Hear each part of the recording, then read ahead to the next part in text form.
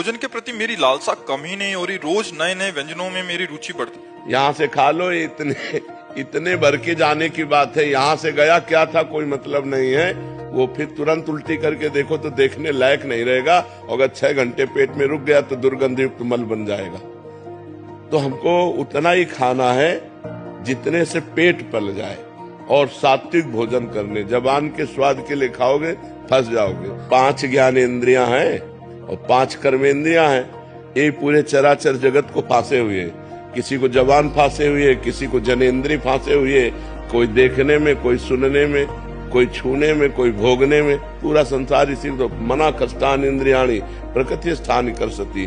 5 ज्ञानेंद्रियां और 1 मन प्रकृति में सदैव लगाए हुए जीव की दुर्गति करता है। बहुत दुष्ट है। खाते खाते जीवन, अरे इतना खाने लगते हैं कि मुर्गा मुर्गी बकरा गाय भैंसा सब खाने लगते हैं। नहीं, जबाने का तो स्वाद है। कितना गिरते चले गए कि राक्षस हो गए। कुछ भी खा रहे हैं, कुछ भी चाट रहे हैं। जबान के स्वाद में, नाना प्रकार के इंद्रियों के विलास में पूरा जगत फंसा हुआ है। अगर भगत भी इसी में फंसा है तो किस बात का भगत है। 56 प्रकार के भोग ठाकुर जी को लगते हैं। एक से एक सुंदर स्वादिष्ट भोग ठाकुर जी को भोग लगाओ और उतना पाओ जितने से पेट पल जाए। अच्छे अच्छे पदार्थ बांट दो। रूखा सूखा खा के शरीर से खूब भजन करो, मेहनत करो, धर्म पूर्वक कमाओ, परिवार का पोषण करो, भगवान को प्राप्त हो जाओ। अब बुरे आचरणों में जाओगे, जिसकी रसेंद्री बस में नहीं है उसकी कोई इंद्री बस में नहीं हो सकती।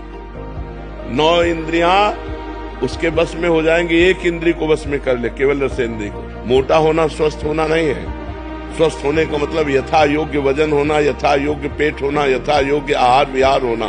तो आपका उठना बैठना सब ठीक रहेगा। शरीर को ज्यादा मोटा करने से हमारी दिनचर्या में बाधा आती है, रोग बढ़ते हैं, प्रमाद स्थिति होती है, आलस्य बढ़ता है, भोग बुद्धि बढ़ती है। शरीर को उचित अन्न दो और चर्बी मत बढ़ने दो। थोड़ा व्यायाम करो, दौड़ भाग करो, जिससे शरीर स्वस्थ रहे। एक एक क्रिया करने में परेशान, वो कोई स्वस्थता है?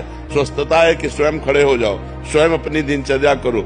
जब तक वृद्धावस्था न आवे तब तक तुम्हारी कोई सेवा न करने पावे। ऐसे अपने शरीर को स्वस्थ रखो, तब तो खान पान उचित रहा। अब अच्छी चीज मिली, दवा खा ली, वो चर्बी बढ़ा रही तो वो किसी काम का नहीं।